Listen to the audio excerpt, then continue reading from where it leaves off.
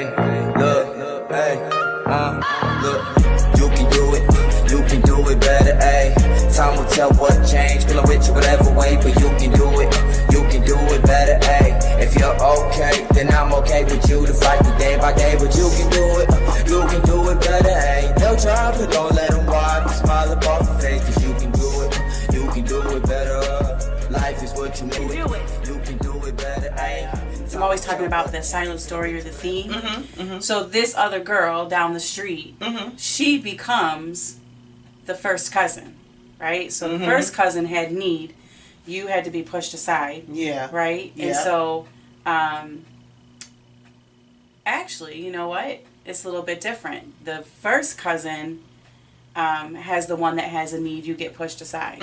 Here comes the boyfriend, he has a need, you get pushed aside. Yeah, right? yeah. So, yet again, getting pushed aside and getting devalued.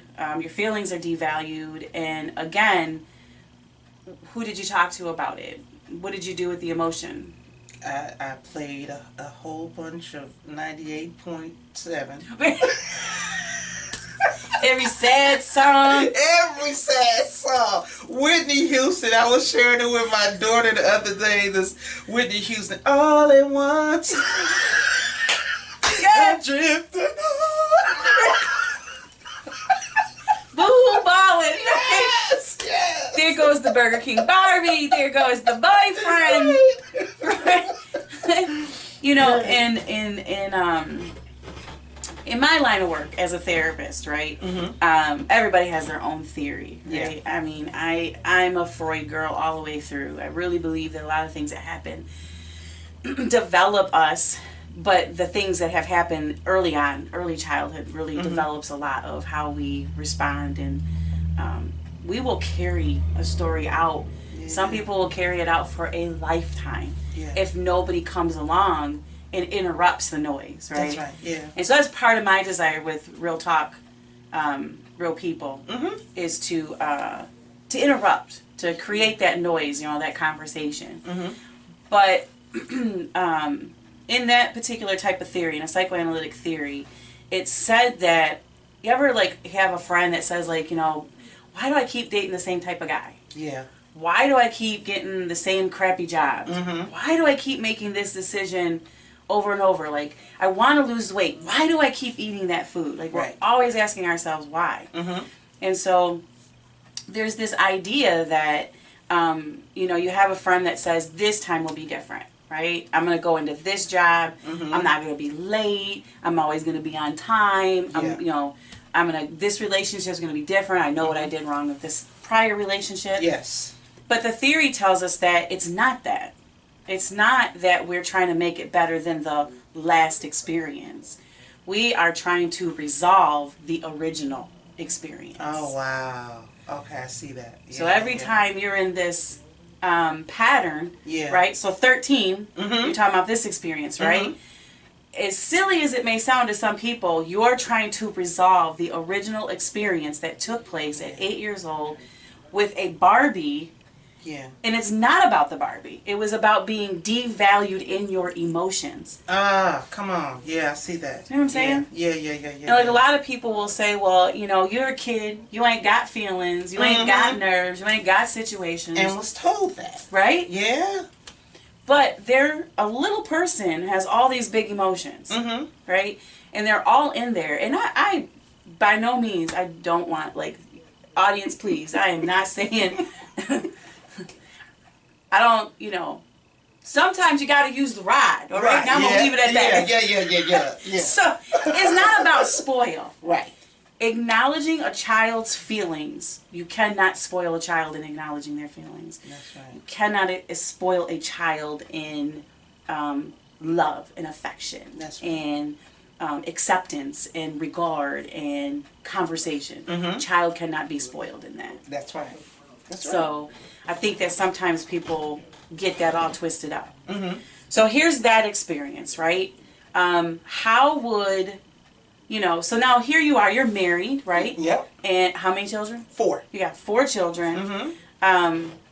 She hates when I do this, y'all, but the voice of an angel, okay? Like, she doesn't sing. She doesn't sing beautifully. This woman can sing, okay? That's what I'm talking about. She will sing curls in your hair. Oh, Lord. Will sing curls out of your hair. If she's singing at church one day, don't wear makeup. It's a bad idea, okay? Unless you want all your mascara on your t-shirt, you might not want to do that. So, beautiful woman, very creative. Thank you. Knows how to just, very loving, just full of so much humor, right? Thank you. Where'd the humor come from? My dad and mom Were funny? They were hilarious. I got to tell you this story because I just recently told it. So we were living in a 2-family flat, right? And the neighbors upstairs, it was a couple, and they would always argue and fuss and fight. And so throughout the night, we rarely got any sleep because they were turning over things, fighting, and all of this stuff. And it was going on for, forever. So my mom and dad, because I was the only one that was in the house with my mom and dad, we would have coffee and coffee. They would allow me to have coffee, and I know, coffee and toast. So I'm sitting there with my mom and dad, and they're talking about the situations. Like, we got to do something, and all of this stuff. And so a few days after that, I'm in the bed sleeping, and I'm kind of in between sleep, like waking up. All of a sudden, I hear all of this hollering and screaming, and I recognize it's my mom's and dad's voice. They're hollering and screaming. Things seem like it's being just, destroyed in the house. All of this noise and bumping and things crashing. So I jump out the bed, heart racing, and I go to the door, and I'm standing there watching my parents dying, laughing, hollering and screaming because my dad it's in the morning time, mind you, he has a broomstick hitting the ceiling, and my mom has these pots and pans like clanging them together. And they're like dying laughing in between. And I'm standing there like, 6 or 7, like, what in the heck is wrong with my parents? They were giving somebody a dose of their own medicine. You hear them running across the floor. Needless to say, we didn't have that problem because they moved out a month or so after that. But yeah, because they probably thought the people downstairs were crazier than and they were. So yeah, that's where my sense of humor comes from. Okay. Would you say that you began to use the humor to find a new way to push down old feelings? Oh yeah, definitely. I would definitely say that, and that's even today like a struggle, But I recognize it. Like, no, you don't need to make light of this. This is a situation that you need to bring up, and it may be confrontational. I never really was good with my words because I wasn't allowed to speak that much. And so when I became an adult, I started learning how to use my words more. But still, it was kind of, I suppressed a lot. So I kind of like that idea, right? Like finding our voice. A lot of times we just don't, especially like in our specific generation. We grew up in a generation that was to be seen and not heard, don't speak till spoken to. Exactly. Like, if they're playing cards on Saturday night in the kitchen and the bathroom's on the other side of the kitchen, you're doing like the military cross so they don't see you. Exactly. They kind of look at you like, why are you by the kitchen? I'm like, I got stuff. Right. Right? So we really did live in a time where I think that it was a generation, the prior generation created in us a great deal of respect. But I do think that a lot of us had a difficult time figuring out how to assertively say something to somebody. I think one of the most powerful words and one of the hardest words out there these days is to say no.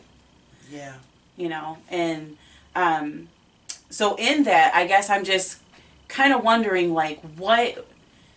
So here you have, right? So now here, like, this is just, we're talking about one experience. We're talking about one Barbie, right? One little Barbie. One little Barbie. Yeah. that didn't show up with her burger. Right. Right. You know she was wrong. She didn't show up with the burger. But you held down those emotions, right? And you continue to theme. So then you found humor. So now people who are funny, who can draw a crowd, Yeah.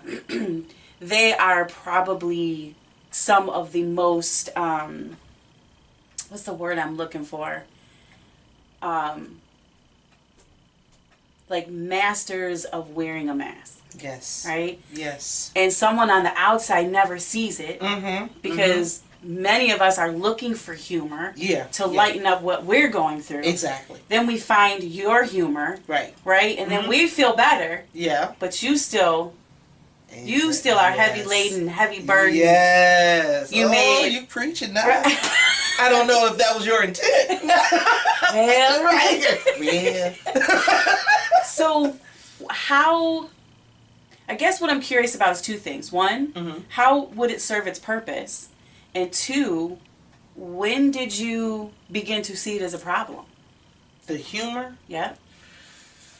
And the idea of the push down with the humor, right? We got this. Right. Right? It's trying to grow up and you know, stop it back down.